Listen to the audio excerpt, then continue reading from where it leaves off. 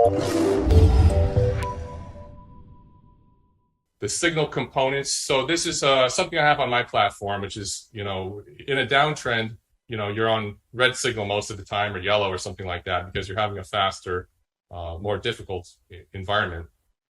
And it's really a read of the level of difficulty. That's the key. And I've seen other people kind of adopt this, color coding as, this is nothing super proprietary about that, but this is sort of how I look at it.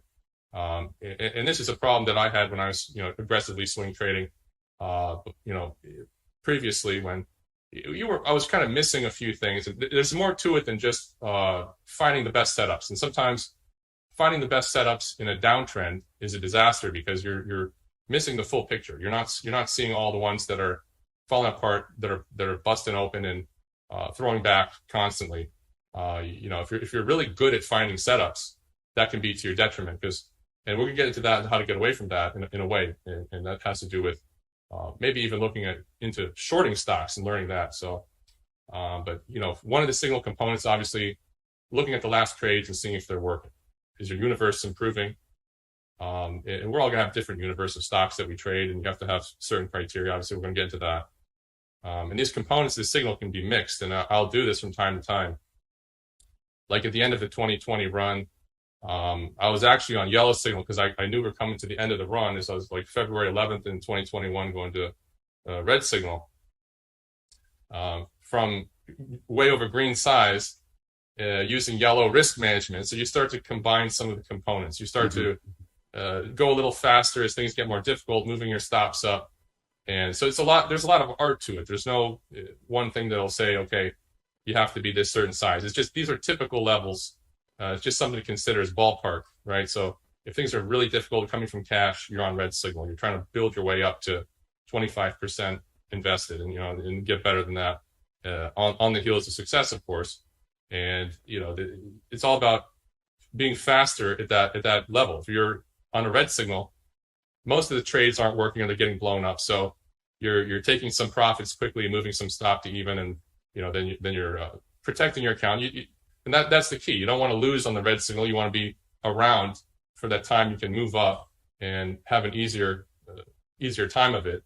You want to know if growth versus value, which one's winning. If it's all value, maybe it's more of a kind of risk-off environment where money's finding their way. And I'll get into more of this. But if it's very choppy, the conditions are choppy, of course, you have to recognize that. And that's, you have to actually track other stocks that are the ones you're not trading too, and see if things are blowing up around you. And you maybe, sometimes we'll get into that too, but you can get lucky walking through this sort of minefield, not step on any bad ones, and then work your way up the signal. But you have to recognize that sometimes that's just luck, and you still have to be faster. You can't just, expect a new trend to form on whatever you bought if you're in an overall downtrend. And that's really where we're at now. We're in kind of a bear right here. So, our stocks falling apart under the surface. And are the indices being held up by mega caps, which is kind of the prank that the market pulled on us really in the last year or so. So a lot of people were saying, oh, the indices are going higher, and we're going to show that how people were chasing that, but under the surface, the stocks were not doing well unless you were trading the large cap growth that was holding it up. So the signal within the signal. So this is just like Inception, right? Like that movie Inception. There's always a deeper dive you can do here. You got to deep dive your trades. And what's the MFE on your trades? A maximum favorable excursion, meaning how far out have your trades gotten, and where should you be booking these profits? And some of that you need to track outside of what you're trading too. It's not just what you're trading; it's what you see around you, and that's some of the art too. And you have to see that. You have to see what the breadth indicators are telling you. Are only select groups working or not? If the select groups are mostly risky biotechs, right off the lows, and that's where you're going to go. And that's actually one of my last trades, and I'll show that one later. But what are the groups telling you? If they're all healthcare, that's kind of like safety stuff. So that's really not my universe. I don't want to trade those. I mean, I will from time to time, but you want to get faster moving stocks. If you're a swing trader like me who's more aggressive, you want to see that kind of action. And like I said, if you're having success on this red signal, maybe in a downtrend, just by getting lucky, maybe you just, you happen to buy stocks that just turn around and rip. you can keep that red risk management and move to yellow size, right? That's something that you can consider also. And besides that, like, what is this that's working the best? Are the bases longer? Are they shorter? Are they pullback buys, breakouts, high tight flags, or whatever? And I don't only just trade high tight flags. A lot of people think that. That's one of the questions I get a lot. How long is ideal base? Are pullbacks or breakouts working the best? Like I said, basically in a bear market, you see this quote here, Leon Cooperman says, in a bear market, he who loses the least wins. That's really the key. You don't want to lose your account. You just want to stay as positive as you can stay, and get ready for the leg up. So you want to keep detailed stats, obviously, and see how you're doing against different market signals. Okay, so you have to make your own market signal and say, did you say you're on red then? And you have to piece it up and look at your overall stats too. But you have to. Stats are great, but you're not a robot, basically. Okay, so finding what's working best sometimes is realized too late. That's the thing. You have to keep up with what's working at the time. So you have to keep your eyes open to stocks that are outside of your stats, obviously. Otherwise, you're just going to step in it and get smoked.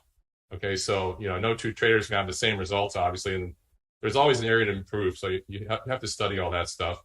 And then the MFE I talked about is, are you selling too early, and how far out are these trades getting, and your overall expectancy, of course. And the purpose of champion team trading is to kind of journal the thinking behind the trades and the discussions and the charts. So a lot of people have stats, but it's with no context. I mean, you have to track the charts themselves and take a look versus the industry groups. Was it a leader or laggard you're trading? You have to go back and kind of deep dive that group. Trade management is always something to consider based on your signal too. Okay, so that's where you mix the art and the science, and what are you seeing outside of your stats too. Is everything else blowing up? That might be a time to take a quicker profit. Maybe you got lucky and got the one or two breakouts that are working. But that's the time you can use some of that money to try more, and maybe everyone else is just slow to it and you're getting it right. So you want to press it, and sometimes you're going to have to give those gains back if you're wrong. But that's part of the signal. You can't get too beat up if you're lightly invested, especially in a downtrend. That's the main goal in a downtrend, is to not get beat up and get ready for the swing, the upswing. Let's see. The more risk you have on, the more difficult it can be to make good decisions, of course. If things are choppy, you're going to be all over the place. So you got to recognize your conditions, and if you've timed the movement correctly, your first commitment will show you profit right at the start. Basically, is a Livermore thing. Basically, meaning the stocks get out right away. If they stay out, then you're in good shape.